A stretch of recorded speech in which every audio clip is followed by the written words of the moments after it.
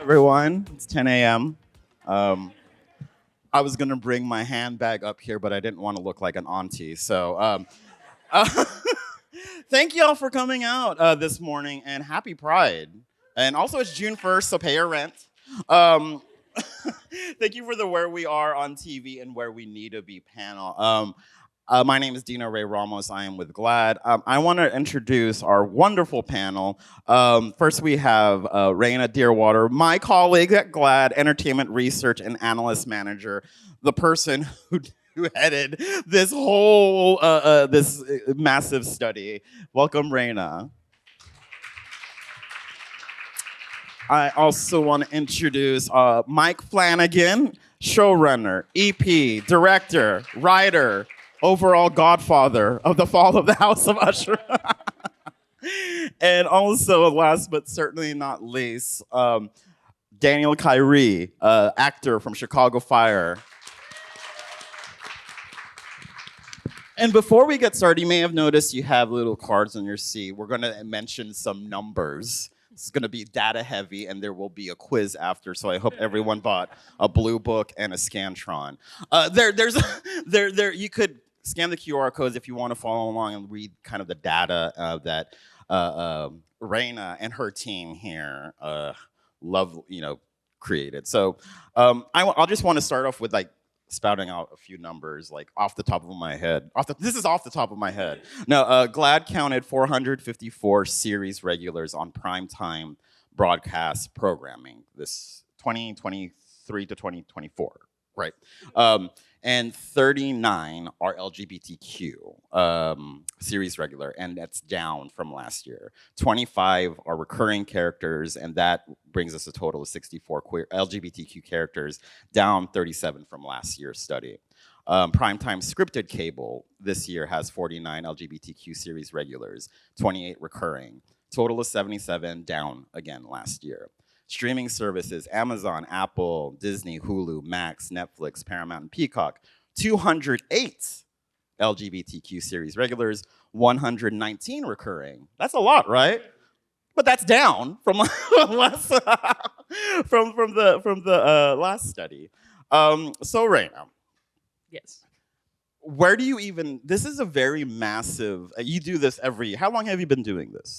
I personally have been doing it. I've been at GLAAD, hello microphone, for 7 years, but this report has been going on in some iterations since 1998. So a little longer than I've been at GLAAD, but yeah, it's a massive undertaking. It's only gotten bigger as like there are more streamers that come out, but like it's something the team works on year round. I sit at home and I have my monitors and I have my spreadsheets and I feel like I'm coding, but I'm mostly just like being like, and this character is gay.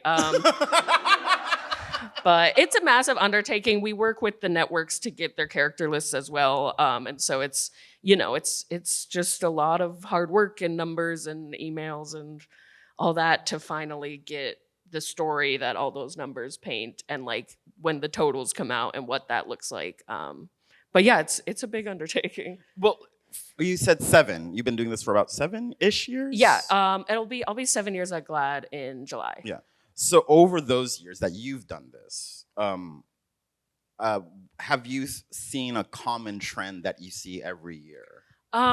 Yes and no. I think for the first 5 years I was at GLAAD, the numbers were steadily increasing and also steadily diversifying. And that was really exciting to see. That was sort of like 2017 through 2020, like things were happening, like Pose premiered, like there were like big sort of bursts of like trans representation. And then in the last couple years, we've seen those numbers start to go back down again now that shows are so readily getting canceled and like not taking chances on it. And like we haven't seen any like the example I used was Pose, right? So after that show ended, there has not been a show that's like, here are Black and brown trans people that are the main characters. And there are several of them since then. So that decline hasn't hasn't been great. But so that's sort of like the arc of just the last 7 years I've been at GLAAD, and also like the last 7 years that have marked like a lot of change in the industry. Yeah, yeah. I'm gonna read a little bit. This is from sorry, you get the WPP study. You know, super majorities of 18 to 24-year-olds, both LGBTQ and not, report actively seeking inclusive content. 93% and 85% respectively. And of these seeking queer content, 38% are satisfied with the queer content that's out there. That's a little high. Big gap. Yeah. And then for the Where We Are on TV, of the 468 LGBTQ characters, that's the ones like evaluated, right? Yeah, those are the ones across all the platforms. Yeah. 170 will not return next year, and 57 won't return because due to a series format, or like limited series, or the character leaves. Yeah, limited series over here. Yeah. That's not shade to you, Mike. We're just naming representing facts. limited series. That's just the nature of the biz, right? And then 112 won't return because the show's canceled. And then look, lots of numbers, guys.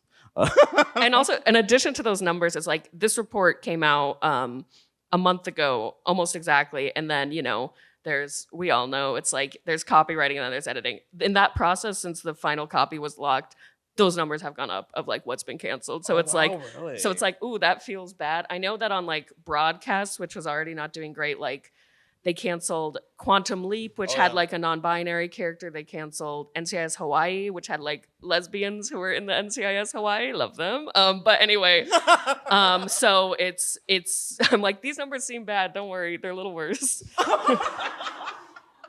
Well, it's sobering, right? It's like we see where we think we are, and then we see the numbers and they tell us something different. For Daniel and Mike, when these studies come out, as creators, as artists, when these studies come out, especially something as specific as Where We Are on TV, how does that help inform the choices you make as creators, as artists, as performers? I mean, it reinforces, the feeling that we need to do better, for certain, which is the most important thing. And is a feeling that you try to kind of cultivate within a writer's room, within your executive staff. The more people are aware of the actual landscape out there, and the actual statistics when it comes to representation, the more motivating that can be. And in cases like this, when you hear that the numbers are decreasing, and not just because of those awful limited series, when my God, I'm going to get that for the rest of the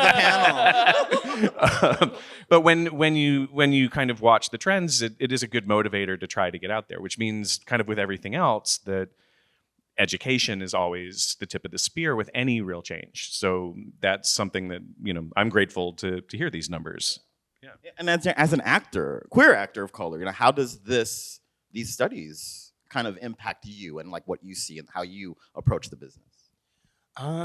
Well, first of all, hearing these numbers right now, I was like, whoa.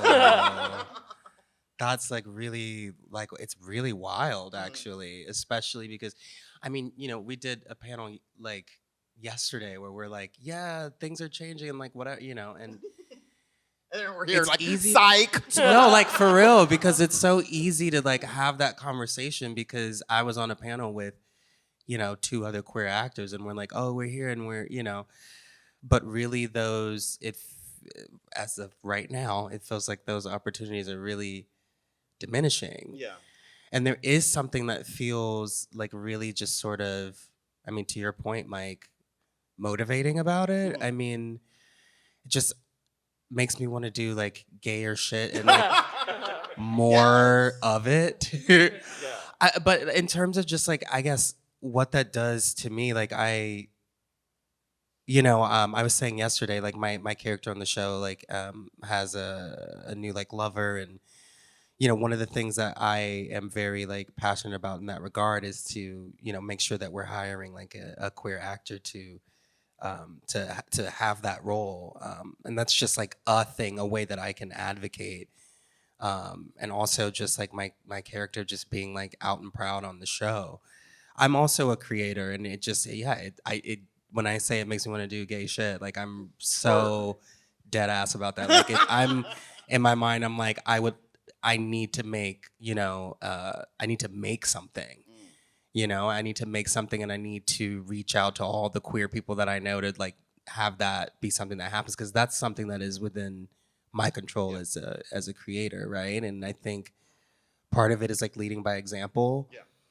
And when you have those opportunities to just kind of, if you're stepping through a door, to make sure that that door is open, behind you. And I don't know, I know that feels sort of out there, but it's like, what else can I do but make the thing that I want to see in the world, The only other thing I'd want to add to that, in regards to the numbers themselves, is that we're also it's kind of more important than ever, because we're in this actual contraction within the industry, and there are less shows, there are less movies by quite a lot, and have been, that contraction began before the strikes last year in anticipation of the strikes.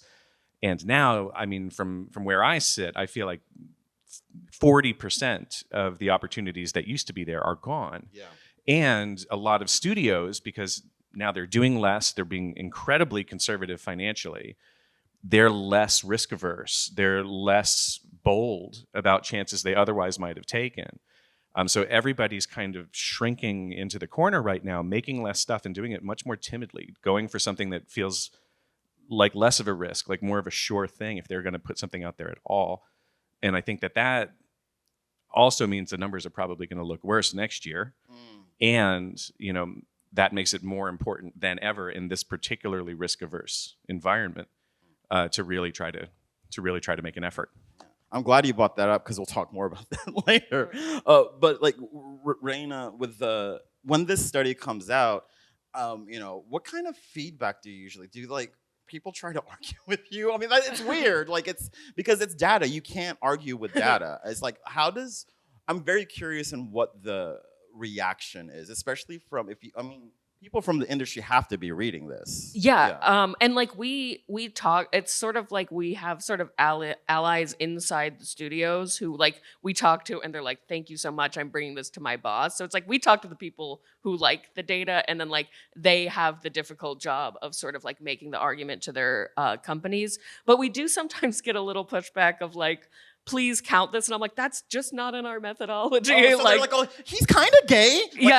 More like, there is definitely like, there is some things with like, we go by character and not actor, because it's obviously, as Dana was talking about, very important to have like queer actors, but also you legally cannot ask a person their sexual orientation. So we are just going off characters. And sometimes they're like, this is a queer actor. And I'm like, we love that. We're so happy for them. Keep hiring them. Their character isn't queer, so we're not counting them in our methodology. Like when Neil Patrick Harris was on like How I Met Your Mother, right? Playing like the straightest person ever, like. And then there's some things like that just they're not in the research period, or they're like not prime time if they're broadcast. It's often like nitpicky things, but genuinely most of the people we talk to, like, I think we're lucky because GLAAD's been around for so long. We have cultivated these relationships, so like they understand the report, they understand the data, and we're lucky enough that they are using that to like set up meetings internally in their companies. That's good to hear, because I think a lot of the times these studies come out. I remember when I was at Deadline, especially, there was that moment when, like during the Pose years, there was this like feeling of like, oh my God, things are happening. And then I started getting a lot of studies, like, and especially the one about, leaving money on the table for diverse audiences. And then like those studies started to say the same thing over and over again, right? For Mike, how have you used your work and your position as this ally to help amplify voices, and how do you how do you just kind of like help bolster and like kind of reach up and reach back?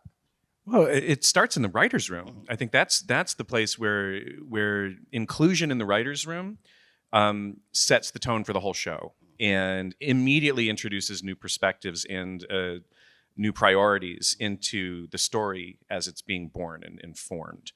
And so that's kind of the first thing. That's making sure that when we staff up our room, and that's where we kind of look at the difference between representation and inclusion, because I think there's a pretty profound difference. And there was pressure kind of earlier in my career. They were like, you want to make sure that you diversify your writer's room, which felt like we were ticking boxes and trying to bring in a representative from a certain demographic or a certain audience.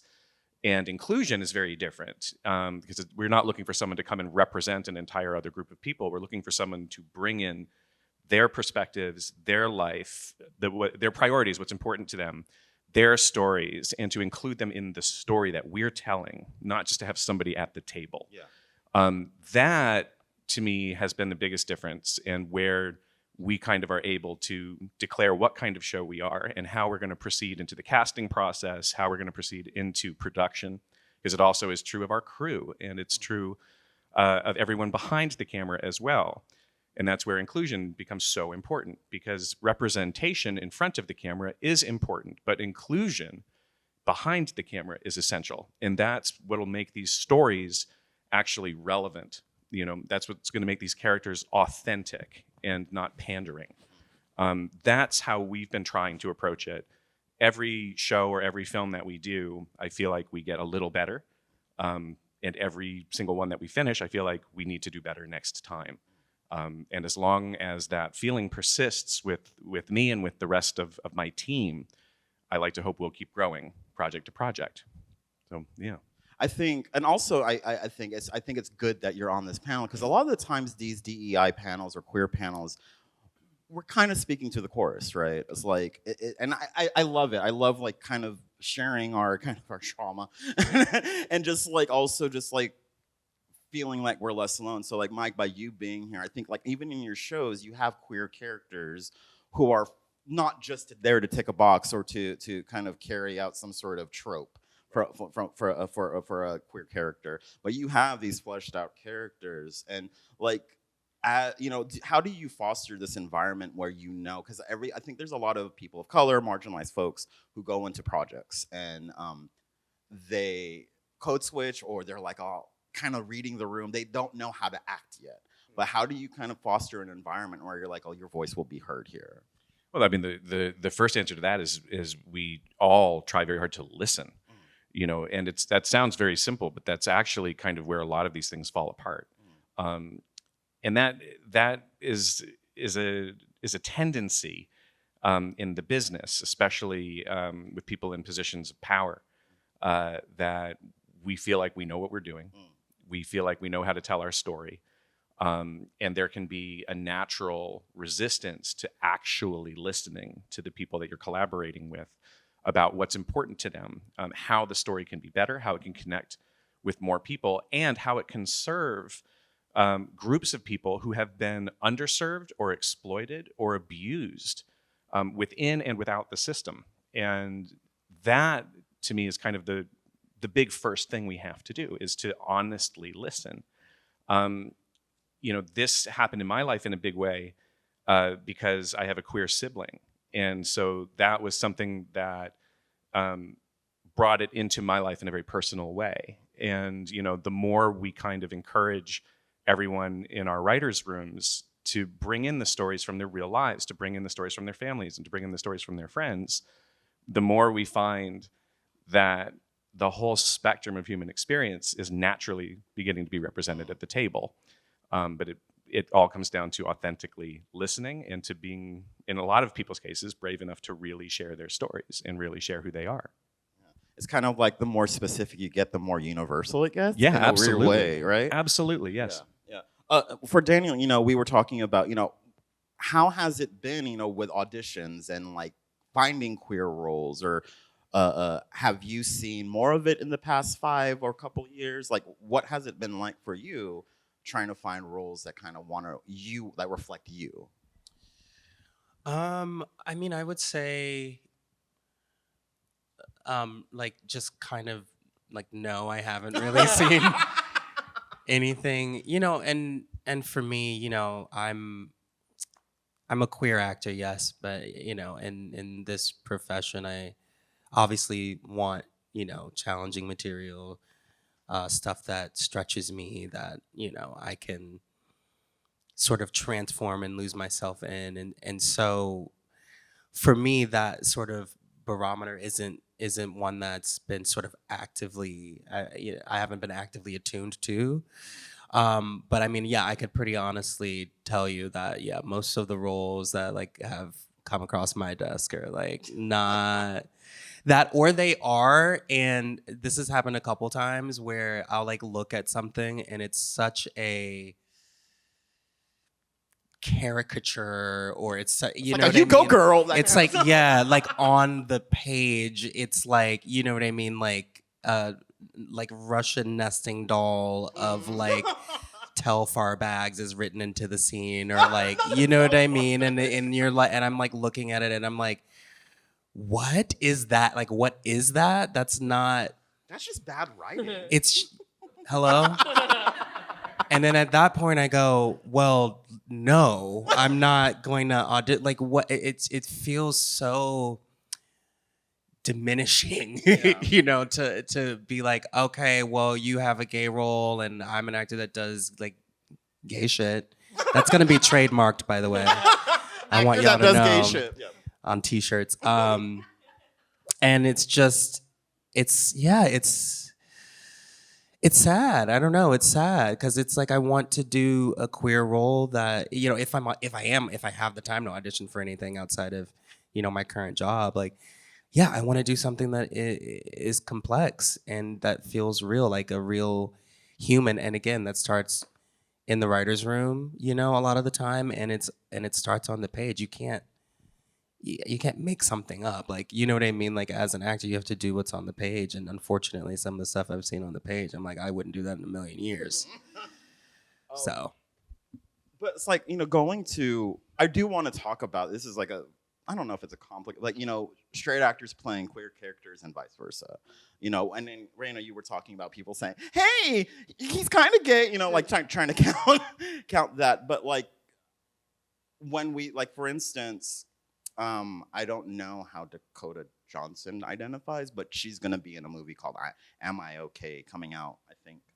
I think in like It's in a this- couple weeks, yeah. It's Pride Month, Yeah, it's so Pride probably Month, this so, month. and like, is anyone familiar with this movie called Am I Okay? Yes, yeah. And it's about Dakota Johnson, and she's like, oh, I think I'm gay, or I'm a lesbian, or something like that.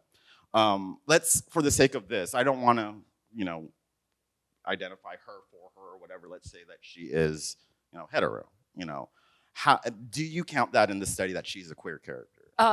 Yeah, wait, because we go off of characters, like I said before. So it's, from my perspective, it's an easier line because, again, not everyone's out, and also like people's identities change over time. So it's like, this is a character. Like, so for our film report, we'd be like, if, you know, I'm like, she's a lesbian, which is, you know, the much simpler side of the coin to be focused on character, because there are a lot of complexities when it comes to how people identify, you know, like personally. So that's one part where my job is easy. I'm like, this is just what's on the script. Okay. Like, kind of just making the black and white, no gray area kind of in thing. terms of these reports, yes, just because, again, we don't want to get into the legalities of asking people their identity and things like that. And we just want to like see, and there are times when like, you know, if there is someone behind the camera or writing or acting who is of that identity, that can often, you know, data aside, like show up in the story. Like there are times when like you can tell that like, this is so specific, but I just watched this movie Backspot that's coming out this week. Yes. I'm interviewing Devery Jacobs about it tomorrow. But like, there was a moment where like this girl and her girlfriend like find out that like an older woman they admire is a lesbian, and they're like, okay, cool. And then they leave her presence. They're like, oh my God, she's gay. And I'm like, I have had that experience like with my girlfriend so many times. So there are times when like, you're like, I can tell there are queer people writing this or performing this or whatever because of how often it resonates. And I think like that is what is so important about like Mike was saying, having people on all levels of production who have these identities, so that like it honestly just like makes your stories better, and it makes them, I'm like, you know, like it's kind of overused, but that like feeling scene of it all, I think, can often really come out in like who's telling the story. And I think it's so interesting you were talking about kind of the representation of it all, and you know how it is as it's like people's identities evolve, and even I'm learning that right now. Like one of my friends, I called them he once, and then my friend corrected me and was all, she was like, "Oh, pronouns evolve, honey," and I was like, "Okay," and I was like, "Oh, okay," but you know, it is difficult for the kind of this representation talk. I think what I'm trying to say is like, oh, how are we kind of trying, or how do you think we should distinguish representation from visibility, you know, and inclusion? Because I feel like although a lot of these shows have queer characters, does it mean anything? Yeah. Yeah, that's a big question. But I think it really comes down to the care and storytelling put into them, and I think you can tell, like as Mike was saying, when they are just checking a box, because there can be like, we have this story and it's about like, let's say it's about like a straight romance and they get all their moments and they get all their character development, and then there's like, this is so cliche but it still happens so much, there's like a queer best friend, and the queer best friend has maybe 3 scenes with their love interest, and then most of it's about the straight couple, and there's, you know, nothing wrong with straight people and their romances. I love We them. like you're a safe space, straight This is people. like one of my favorite movies is When Harry Met Sally. I love straight people. But there's but I think it's things like that and the like side romance of it all, where like you can tell what story is prioritized. It's like, did they add this character just to tick a box, or were they really trying to do it? So I think and I think, you know, one of the things we do measure in this report, and also in the film report, actually just in the film report, sorry, but like one of the things we measure in the film report that will come out later this year, there's also a QR code to read the most recent one, but come on, plug. Is screen time. And I think it's very important, because in the film report, you know, there's also like less content, so we can actually time them and measure them. But like there's so many things that's like, yes, this is technically inclusive, but this character was on for 30 seconds, or even like this character was on for like, we do like less than 5 minutes, etc. So I think that is sort of, you know, like we do have to get down to the nuances of it. And that's why like these reports are so long, because it's like, we can't just say, you know, XYZ number is this, because like that is true, but like, let's get into the nuance of it. Let's see like what the actual stories are. And like, you know, when you watch things, I do think we have pretty good instincts as like people who have certain identities, but also like people who like consume a lot of art, to know when a story is told with a lot of care. Yeah, you know, I've been saying piggyback so much. Me and Daniel have been on 3 panels together. And I'm just like, yeah, to piggyback off of piggybacking. How many times has he said piggyback? Piggyback. Take a drink. I feel like I'm in like college all over again. I'm like, yeah, to piggyback off. Okay, so anyway, just to add to Come on, thesaurus. what Raina is saying. You know, I think that's such a clear, I think, distinction between what, you know, I view as visibility, right? Which is like, there is a character, right? Black, disabled, queer, like whatever. And they're sort of in the cast, or they're in the story. And you can see them. They've got lines, you know, they interact. That's visibility, right? I think the deepening of what representation can be, right? Which again, Mike and Raina both said so beautifully, is this when we get to delve into the full spectrum of that character's humanity, right? Anger or sadness, or them being in love, to actually watch them in relationship. And again, so often I will see content where it's like, essentially that character that's there is like a tertiary sort of character that is essentially written to be in support of the more palatable sort of characters, right? The cishet couples and the rest of it. And yeah, you get a glimpse into their life, but it isn't quite as meaningful. And I think that that is one of, I think, the biggest shifts that we can make in our storytelling to really get to what authentic representation can do and be. Because then, as someone watching, as an audience member watching, I can actually look at that character and say, I see myself in that.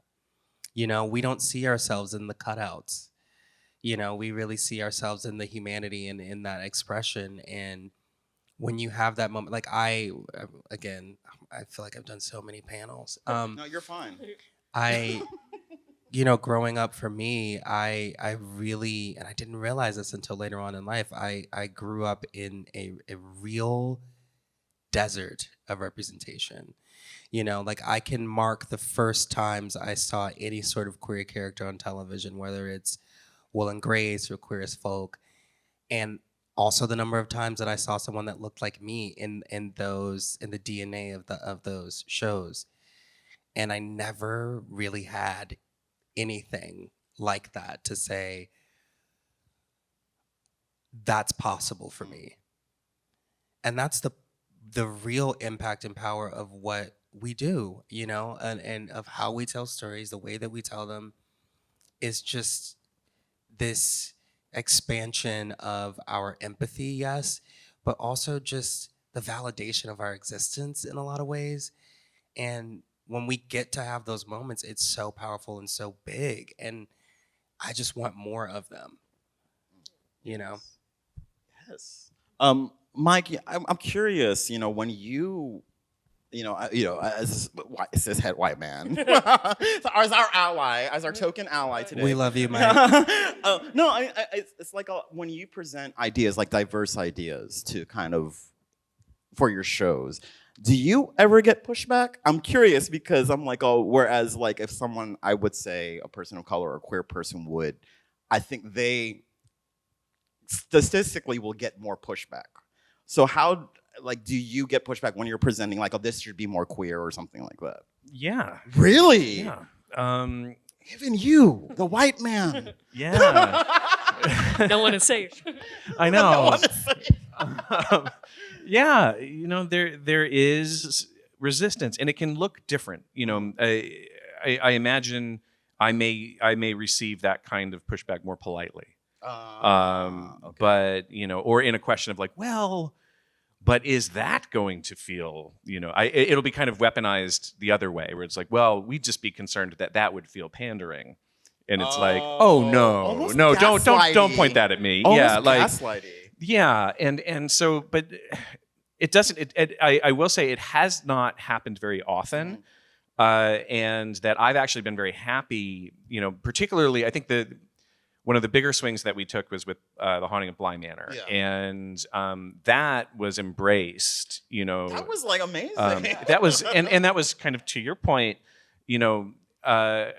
There was concern. It was like, oh, well, this is a tragic love story. And I was like, exactly. And that's why, you know, if we make the heart of this tragic love story a lesbian couple, it's just as important that they get to be included in all of the tragedy of the story and in all of the nuance and the ups and downs, and not just be kind of given this unrealistically kind of neat and tidy love story that it's like, yes, we're going to make this as human as we can.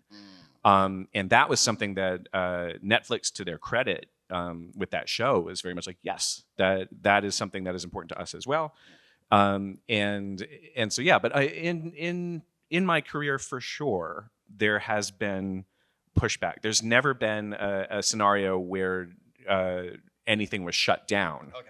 I've never had anyone fight over it, you know, but there has been gentle kind of, well, and then maybe that's a little too gay. So. Right. And like I remember there were questions about some of the things we were going to do in The Fall of the House of Usher. Yeah. But it's about listening. And I've been very lucky that I've had executives who are good at listening. And so as long as we were able to kind of articulate why we were doing what we were doing, we haven't ever been stopped. Have you talked to? You should hold a conference for other showrunners, for other white male cis.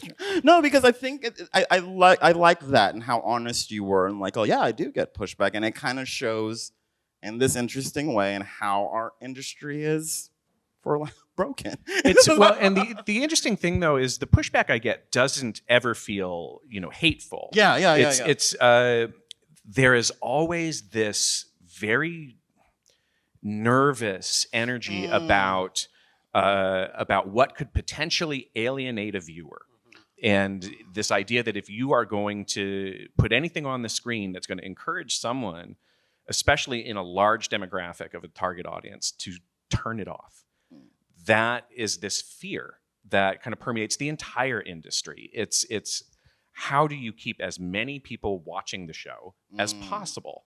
And the argument that we make is with aggressive inclusion. That is how, and that is what breeds and encourages empathy within all of our viewers. But that historically is not the posture of the industry. That it is about taking the story and making it narrower, thinking that it will be more popular. And that's something that as society has evolved, so has the industry responded. But the industry infrequently is at the tip of that spear of change. It is a responsive industry. I think one thing I will say is that the horror genre historically has been ahead of that, and has been much better at kind of pushing against those industry and societal kind of areas of resistance. And so it's easier for me with the fall of the House of Usher to push in a way that on a network drama, they're going to have a tougher time. So, yeah.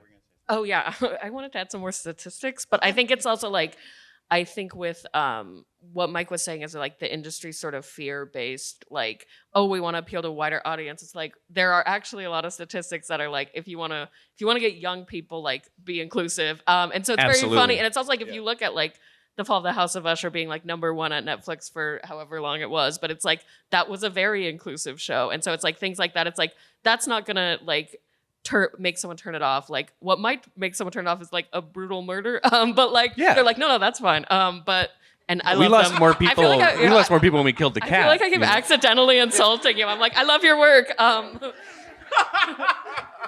But I also think, Mike, going back to a thing you said that I think you do so beautifully in your work is I think a lot of people operating from this place of fear or like, I don't want to like upset the community, so I won't even include them, which I think is just, it's a self-fulfilling prophecy. I think people are often afraid to make, like there have been a lot of rightful critiques about like a lot queer characters only painted as the villain or queer characters dying. And like, those aren't because queer people can't be villains or dead. That's because like their humanity is taken out of them and they are not portrayed with as much nuance as the straight people who are either villains or dying in this example. And Mike, I think you do a great job of sort of avoiding those tropes where it's like, even if there's like a villainous queer person, like it's like a lot of the Usher siblings were queer, but that they weren't more bad than That's not why they were villains. Yeah, exactly. Yeah. That's because they were rich. It was because they were rich. It absolutely was. Yes. And I think that tells a lot better story than if you had just made all of them straight in fear of upsetting anyone. So I think it's sort of that importance of like painting queer characters with as much nuance as you would with any other character just makes for better stories and more interesting stories. Well, and one of the ways you can counterbalance that kind of anxiety in the writer's room, and what we did with Usher was like, yes, you kind of try to think ahead and think, how can this be misinterpreted? How could this be upsetting? And with Usher, we had so many despicable characters, who we tried to humanize every one of them insofar as we could, but it was a story about the corrosive nature of greed and of money. But we made absolutely sure that there were only two kind of characters who were the moral centers of this story. And one of them was Auguste Dupin, who is the investigator who's interviewing Roderick and who's been pursuing him his whole career. and who survives the show and ends the show, with kind of the summation and is kind of the one true moral north of the show. And so we just made sure it was clear that he had a husband waiting for him at home. And that was as far as we needed to go with him. But it was like, yes, if we're going to be, if we're going to be doing it this way with the Usher siblings, then it's really important that, and what a wonderful opportunity to kind of plant our flag with August Dupin. So, yeah. Every time you say Usher, I'm all, Usher Raymond? No, I'm going to throw it. Who has questions? Questions, yes. Do you need a mic? Others need it for posterity. This is going to be in a time capsule. I'm just joking. I feel like numbers are super important, but also they require context to be able to like know what you're doing with them. So I don't know if you can answer this question, but like if looking at the global population, it was like LGBTQ people make up 2% of the population, then 10% being represented on television would be like this like incredible situation. Obviously it's not. So the question I have is, do we have a sense sort of how represented LGBTQ people are in general, and what would match that on television?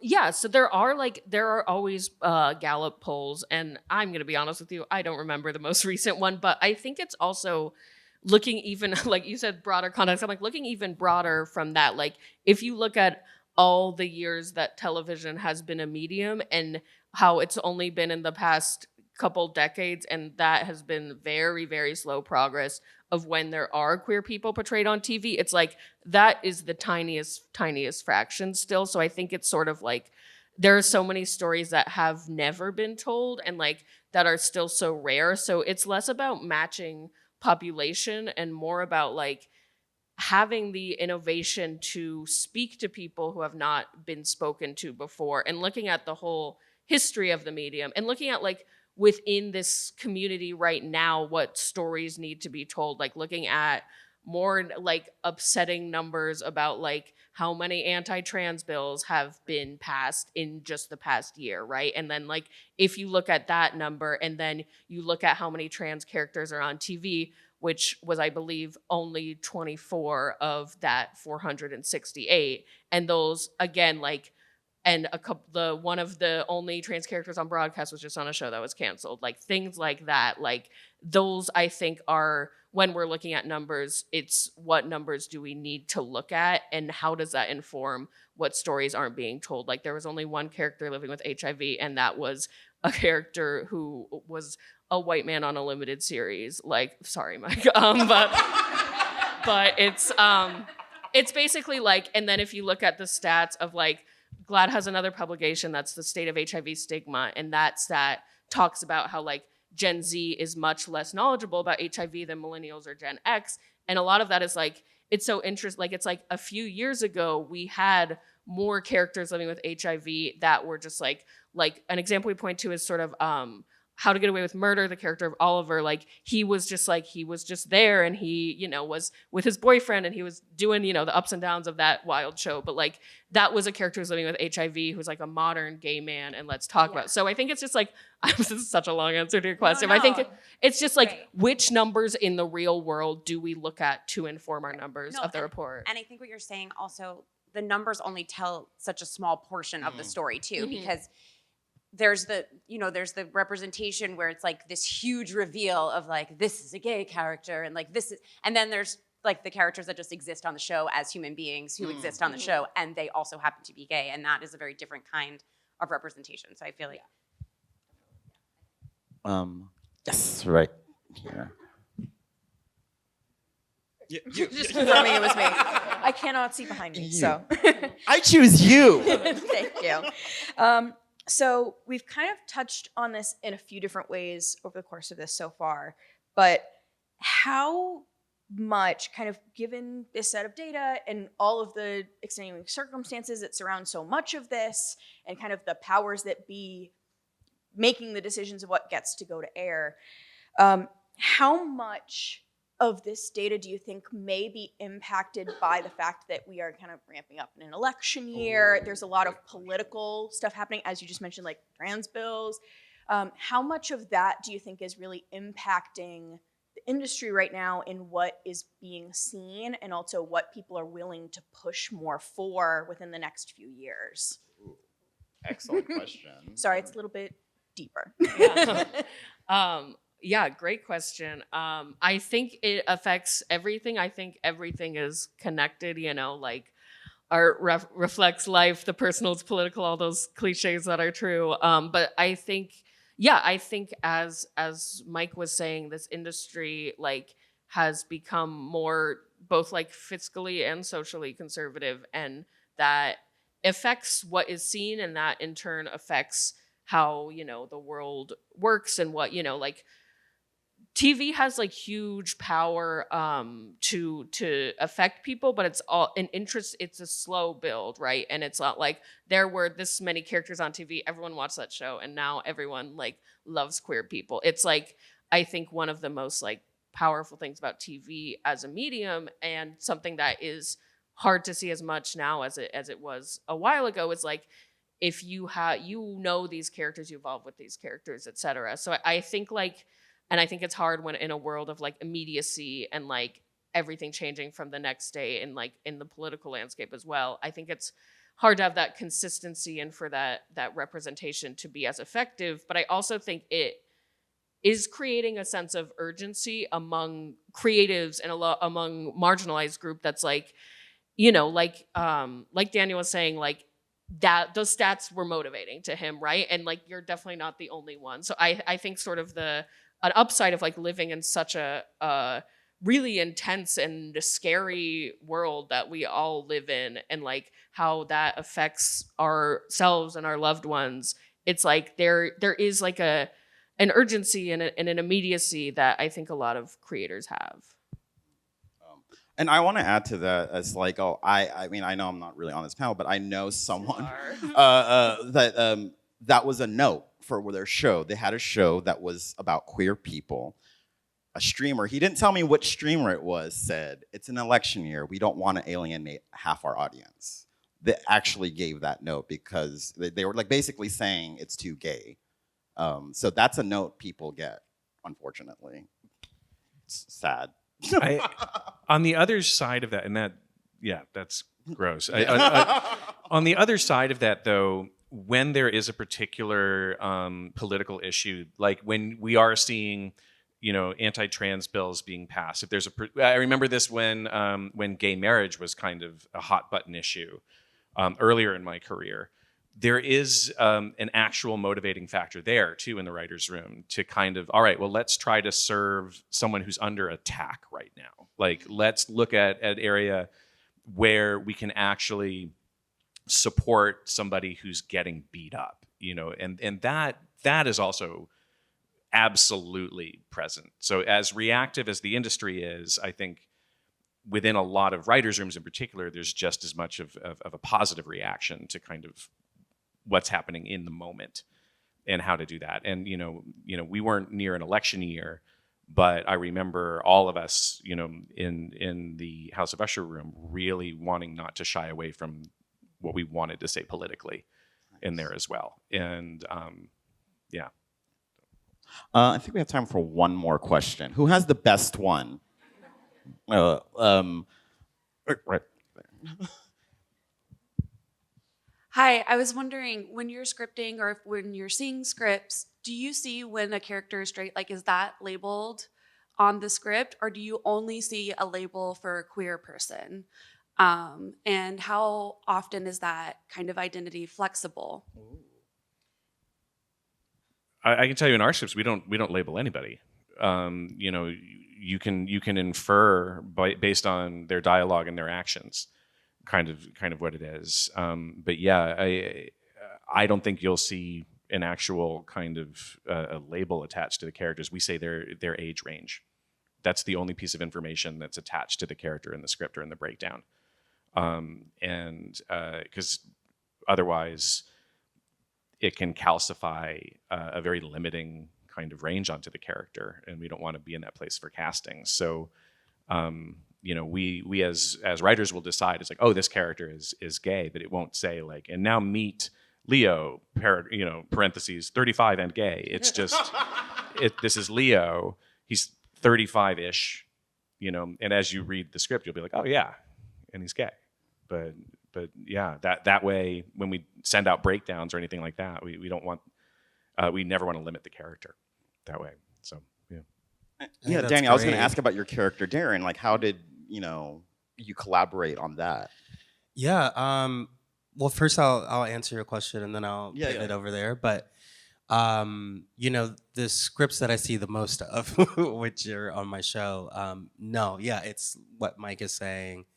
None of that stuff is kind of, like labeled or in there, which I do think is great. And then like the audition that I was telling you about earlier, it was like, 20s gay, which again, to Mike's point, yeah, it does. It takes, there's like a tent of, I don't know if it's expectation or just, yeah, I guess maybe a little bit of expectation of what that character is supposed to be when you see that on the page, which I think put a lot of people into a bit of a rut with how to approach that. So I do think that the other option is the better option. And as far as my character goes on Chicago Fire, it's really funny because, I originally was only supposed to be on a couple episodes of the show. And now I'm, it's been like 6 seasons for me. And the entire the entire first season of the show, I had no idea that my character was gay. You know what I mean? So I was just like doing my thing, hanging out, saving people in fires. And then I think what sort of happened, in our writer's room is everyone's just really great and they come and they visit set and, we hang out sometimes and just like talk about the characters and the scenes, which is like really lovely because then it begins to feel like a real collaboration. And I think at the time I was dating this guy and I just like brought him to like the holiday party and everyone's like, oh, and I was like, yeah.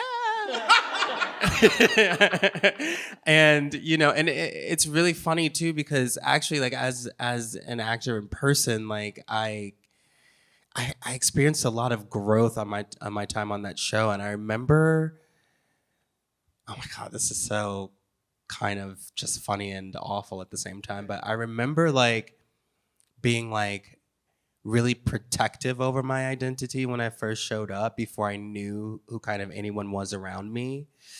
And that is a sense of just like self-preservation, I think. Like, because you hear stories sometimes from sets and you're like, well, I don't know these people, so I'm gonna show up, I'm gonna do my work, keep my head down, whatever. And everyone on that set was just so lovely and so welcoming that I was like, I felt safe enough to just kind of be like, well, this is me, what do you guys think? And they're like, wait, you're kind of a bad bitch. And I'm like, yeah. And so all that to say, I think from there, just like me being me and the writers taking their cues from me, they pitched me, what about Ritter coming out? And I was like, coming out?